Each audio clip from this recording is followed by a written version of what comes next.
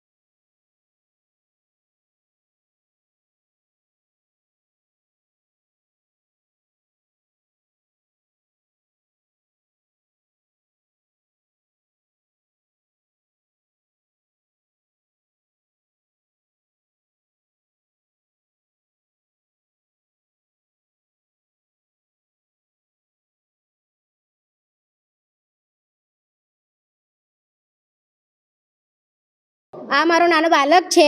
આ ગટર ભરેલી છે। અમે લોકો કેટલી વખત અરજી આપી પણ કોઈ આવવા તૈયાર છે નહીં। ખાલી આવે સળીઓ મારીને જતા રહે છે અને વોટિંગના ટાઈમે તમે લોકો કહે છે કે અમને વોટ આપો, તો આ વખત કોઈ વોટ આપે નહીં। અમે અહીં અરજી કરવા આવ્યા તો સાહેબ કહે છે કે અમારા ઘરમાં મેરેજ છે, અમે તે બીજી છે, 2 દિવસ પછી મળીશું। તો આ છોકરો અમારા બીમાર પડે છે, એની જવાબદારી કોણ લેશે? ખર્ચો પાણી કોણ આપશે? આ અધિકારીઓ તમને મહિલા નથી ને કોઈ નથી મળ્યું। અહીંયા આઈને કહે છે કે 2 દિવસ પછી અરજી લેતા નહીં। જો આ તમારે ગંદા પાણીનો ગટરના પાણીનો નિકાલ નહીં આવે તો એ નિકાલ નહીં આવે તો અમે લોકો પછી આંદોલન કરીશું, ગાંધીનગર જશું, કેમ કે આ ગટરનું પાણી મેન મારા ઘરમાં નીકળે છે અને મારું નાનું બાળક છે। તમારે એક નાનું બાળક છે, કેટલું જીવ જોખમમાં હોઈ શકે? એ તો જીવ જંતુ પડે છે, છોકરાના ઉપર ચડે કે કાનમાં જાય, બીમાર પડે। નાની છોકરી પણ છે મારી, 2 છોકરાઓ છે મારા। એ જવાબદારી કોણ લેશે? સરકાર લેશે? મુખ્યમંત્રી લેશે? પછી આ વખતે વોટ નહીં આપે કોઈ। છગનલાલની ચાલમાંથી તો કોઈ વોટ આપે નહીં આ વખતે। છગનલાલની ચાલી છે, ઘણા વખતથી અમારી લાઈન એકદમ ચોકઅપ થઈ રહી છે। પાણી ઉભરીને બહાર આવે છે, છોકરાઓ ત્યાં રમે છે, ગંદુ હાથ, બીમાર પડે છે દવાખાનામાં। એને પછી પૈસા આપણે કઈ રીતે ખર્ચ કરવાના? સરકાર અમને આપશે પૈસા? હે અમારા ધંધા પાણી કાંઈ ઠેકાણા નહીં અને ઘડે ઘડે આવે છે, સડે ખાલી ખાલી જતા રહે છે, કશું નિકાલ લાવતા નહીં બિલકુલ જ। હે તમે ત્યાં આવો, તમે ત્યાં આવીને શું કરીએ? અહીં બોલો, અહીં મળે છે અમને સર?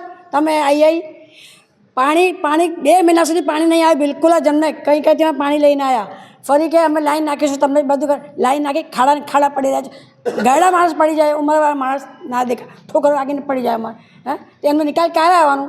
આજે કઈ જગ્યાએ તમે રજૂઆત કરવા આવ્યા? આજે રજૂઆત ક્યાં કરવા આવ્યા? Board number 8માં.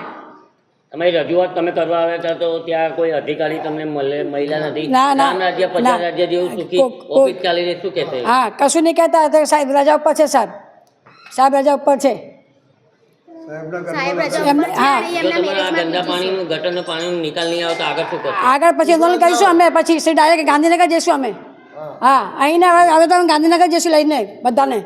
સાહેબ મેં તમને જણાવવામાં આવે છે કે ડૉક્ટર છગનલાલની ચાલી પ્રિયાલક્ષ્મી મિલ પાસે આજે 4 મહિનાથી ગટર ઉભરાઈ રહી છે પણ તમારા કોઈ પ્રશાસન કે કોઈ સાહેબ અહીંયા જોવા આવતા નથી.